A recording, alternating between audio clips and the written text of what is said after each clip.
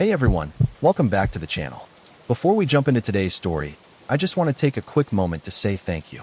Seriously, the support you've all shown lately has been amazing. I know I say it a lot, but it really never gets old. Every comment, every like, every subscription, it honestly blows me away. So, from the bottom of my heart, thank you. Alright, I won't keep you long. Let's get into today's story. I never saw this coming. That night, I had zero plans to stumble into something, well, something like this. I was just a regular college student, stuck at home trying to shake off a rough day. You know how it is. Sometimes you just scroll aimlessly online to escape reality for a bit. That night, I ended up on Reddit. Not the first time I'd wandered down some weird rabbit hole, clicking on cryptic links or obscure forums. But this time, something caught my eye. It was simple. Black background, white text, a line that read, "Enter if you dare.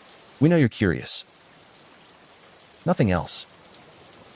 No likes, no comments. But for some reason, it felt like it was waiting for me. Like it knew I was going to click. And I did, without even thinking.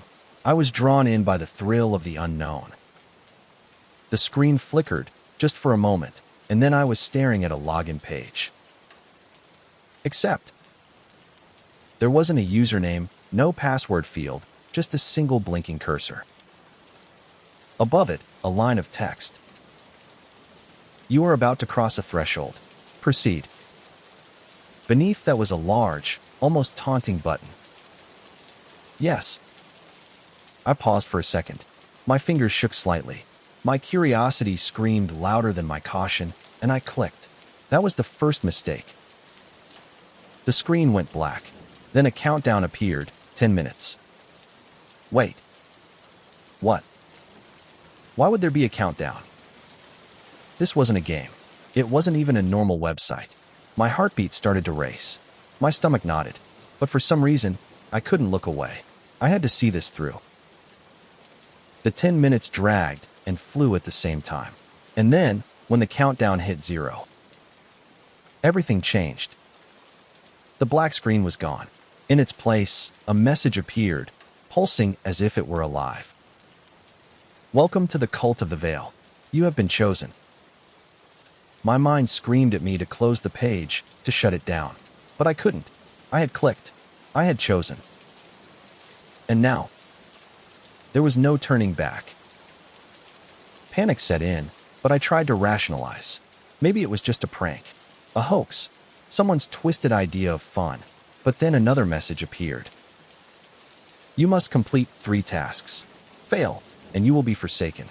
Succeed, and you will be rewarded beyond your imagination." I froze. My hands trembled as a new message appeared. "Your first task is to prove you are worthy of the veil. Choose your offering. What is most precious to you?" Offering? I didn't understand. Was it money? Some object? A secret? I spent the next few hours trying to make sense of it. The page was a maze of cryptic posts and discussions. People wrote about rituals, sacrifices, things they had given to gain power or wealth. The more I read, the more obsessed I became. What would I give? What could I offer? Then it hit me. Not an object, not money, not material possessions. It was something much deeper. Something I had buried inside me for years. A memory, a mistake, a betrayal I had never forgiven myself for. My guilt had been gnawing at me for years. And I realized, this was what they wanted. I typed a confession into the box. Every detail, every emotion, every consequence I had carried silently for so long. And I hit send. The screen didn't change at first. Then, finally, a new message appeared. "Your offering is accepted. You are worthy. You may proceed." Below it was a link. "Step into the veil." I didn't know why, but I clicked. The screen shifted. A circular symbol appeared in the center, a complex, intricate pattern that pulsed almost like it was alive. My body froze as I stared at it. The lines seemed to move, to reach for me. A new message appeared. "You are in the veil now. Welcome to the family. The trials have begun. My heart was racing. What was happening? I wanted to stop, to turn away, but something, some compulsion, kept me glued to the screen. Another message appeared, colder than the first. The trials will come soon. We know where you are. I froze. My room felt suddenly too small, too silent. How could they know where I was? Who were they? It wasn't just a creepy website. It wasn't a dark web forum. It was something else. Something bigger. And then a countdown. 12 hours. 12 hours to prepare. Prepare for what? I didn't know, but I couldn't leave. Every attempt to close the tab, every attempt to shut down my computer, failed. The page wouldn't let me go. Messages started flooding in. Your name is already known to us. There is no escape. You are one of us now. Prepare for the next stage. Sleep didn't come that night. My stomach churned. Every shadow in my apartment seemed alive. Every knock, every passing car. I felt them watching. Always watching. By morning, my phone buzzed. An anonymous email. A single image. A photo of me, sitting at my computer, taken from outside my apartment window, in the dead of night. We are always watching, the subject line read. I wanted to scream, but even then, I knew this was only the beginning. That night, the messages didn't stop. Another one came through, simple and chilling. It's time for your first trial. Fail, and the consequences will be dire. There was a link attached. My stomach sank, my hands shook, but I clicked. I didn't know what else to do. The stream loaded. My blood ran cold. It was a dark room. In the center, a figure sat in a chair, bound, masked, crying, struggling, pleading for release. And next to them, a hooded figure, calm and methodical, reaching for a blade. I couldn't breathe. This wasn't some harmless internet cult prank. This was real. Somebody was about to be executed. Live. A message blinked in the corner of the screen. You must complete the task to save them. You have 1 hour. I couldn't look away, even though my gut screamed at me to close it. My mind was spinning. 1 hour to save them? How?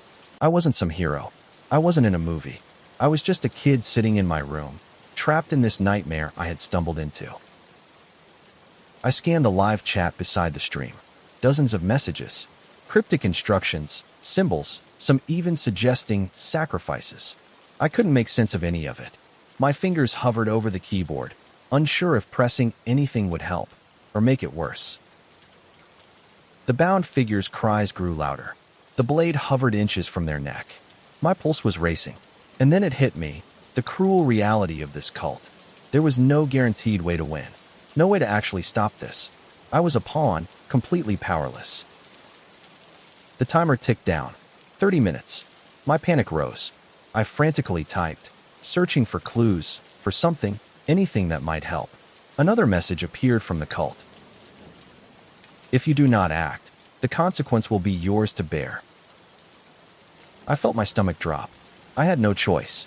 I couldn't just watch someone die because I was too scared or confused to act. I clicked the first option that appeared on the screen. A confirmation popped up. Are you sure you want to offer this sacrifice? My mind screamed. Was I really willing to do this? To give something more than material value? Something vital? I clicked yes. Immediately, the screen flickered. A new message appeared. Sacrifice accepted. You are bound to the veil. Cold. I felt it like ice running down my spine. I didn't know what I had agreed to. Something inside me shifted, darker, heavier. The screen changed. The bound figure was free. Somehow, they were no longer restrained. But relief was fleeting. Their eyes were fixed on me. Hatred. Pure, unfiltered hatred. I froze. Their glare was almost tangible. Time seemed to slow. And then, slowly, deliberately, they raised their hand. The camera zoomed in. Etched into their palm was the symbol, the same one I had seen in the veil. You are part of us now. The voice echoed through my speakers. Distorted, coming from everywhere and nowhere at once. I wanted to scream. I wanted to shut everything down, destroy the computer, erase it all. But I couldn't. I was trapped. The figure disappeared, leaving nothing but darkness. But I couldn't look away. Their gaze lingered in my mind, heavy, suffocating. Then a new message. The next task will come soon. You must prepare. Prepare? Prepare for what? I barely survived the first trial, and already the weight of it was crushing me. I couldn't move. I couldn't think straight. I barely slept. Every shadow, every sound, every passing car outside felt like it was connected to them. The cult. Always watching. Always waiting. Hours passed in a blur. My apartment felt smaller. The air heavier. I had stopped eating. Stopped leaving my room. My life had narrowed to one thing. The veil, the trials, the constant, looming threat. Then, in the middle of the night, my phone buzzed again. A link. No message this time. I clicked it out of instinct. The video that loaded was worse than the first. Not a live stream. This was a recording. A man trapped in a cage. Blood streaked his face. His body convulsed violently. The red lights above him flickered, casting grotesque shadows. He screamed, but no sound came out. The words on the screen chilled me. This is your second trial. Save him. I stared at it, heart hammering, mouth dry. How? How could I save someone in a recording? I wasn't a hero. I wasn't a savior. I wasn't even prepared for this. A voice cut through the video. Low, distorted, in a language I didn't recognize. I could barely catch the words, but one phrase struck me clearly. You must release him, or you will become him. The last part made my stomach drop. A threat, or a prophecy. I had no idea what to do. The cage shook violently. The man screamed silently. His body twisted unnaturally. I felt paralyzed, helpless, sick to my stomach. I realized something terrifying. There was no way out. No escape. No reset button. I was trapped, bound to the veil. A pawn in a game I had no understanding of. And the deeper I went, the more I realized the cult had already won. They had me. Completely. Finally, the cage stopped shaking. The man inside lay still. The screen went black. And then, a message appeared. You have failed. The penalty is yours to pay. I froze. My chest felt like it was collapsing in on itself. Then, the figure from the first video reappeared. No mask this time. No restraints. They stood, staring directly at me. Their eyes burned with fury so intense it made my blood run cold. Slowly, deliberately, they drew a blade. The air felt thick, heavy. The seconds stretched like hours. You are not worthy, they said. Calm, emotionless, unrelenting. I couldn't move. I couldn't breathe. Everything I had done, every choice, every click, every moment I had taken this journey, it all crushed me. The weight was unbearable. Then, finally, the screen went black. Somehow, somewhere deep inside me, I found the strength to shut it down. Close the tab. Power off the computer. Try to reclaim some part of my life. But it wasn't over. Not really. Even now, months later, the veil is still there, lurking at the edge of my thoughts, whispering, reminding me that I am bound. A pawn, part of a game I will never fully understand. I changed cities, changed jobs, left everything behind, but I can't shake it. Every time I close my eyes, I feel their gaze. Every knock, every shadow, every passing car, it all feels connected. Always connected. I keep thinking about the others. How many are still trapped? How many have never escaped? And most of all, when will they come for me again?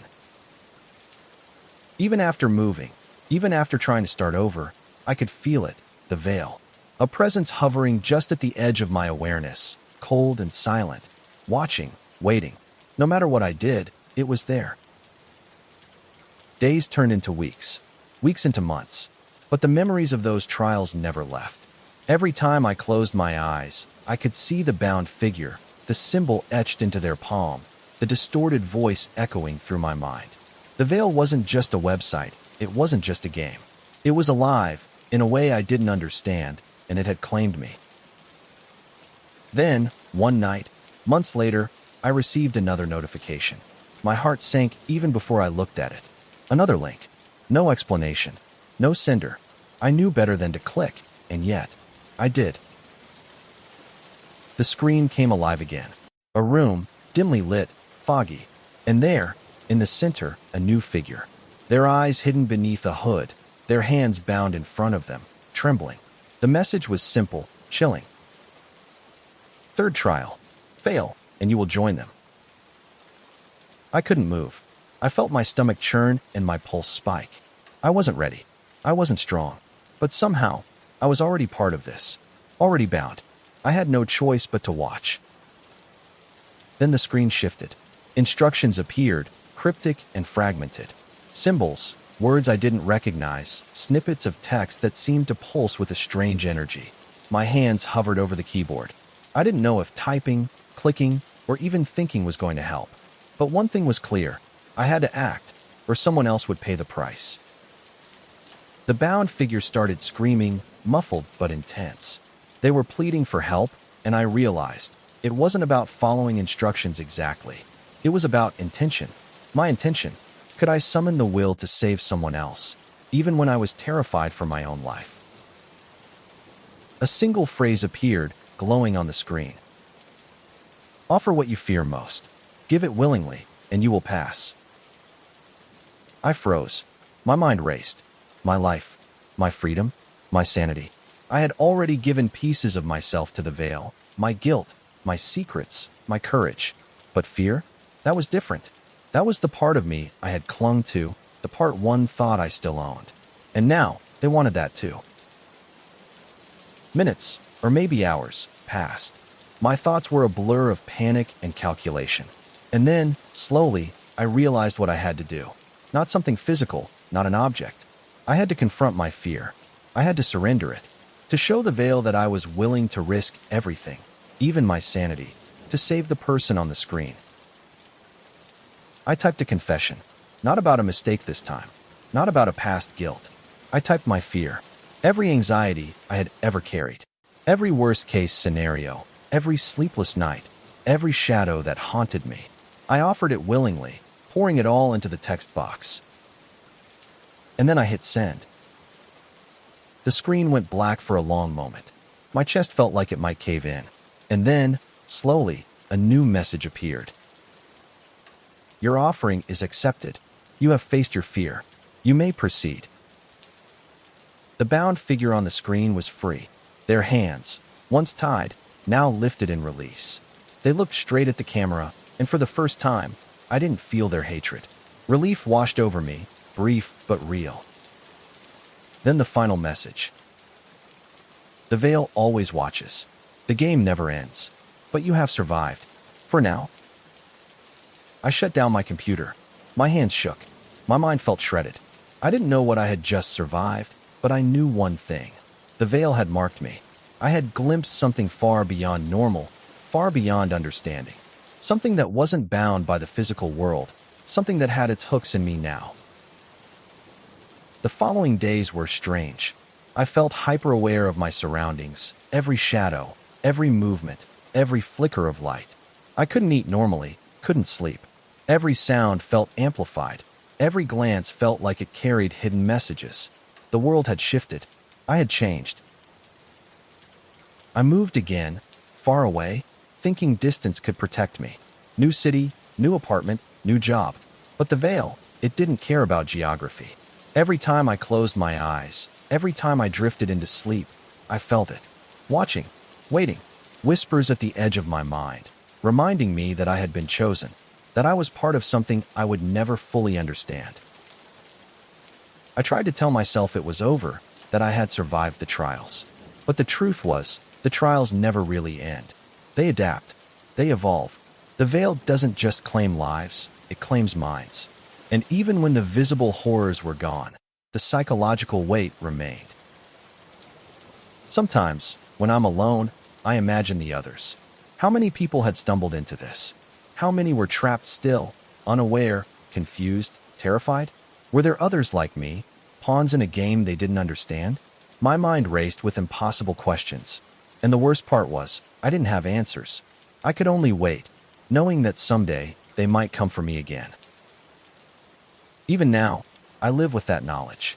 Every door knock, every shadow, every distant figure in the street makes my heart jump. I can't escape it, can't ignore it. It's always there, always whispering, reminding me that I am part of the veil. And the scariest part? I don't know if I'll ever truly be free, because the veil doesn't work like the world I knew. It's not bound by rules I understand. It's not something I can fight or run from.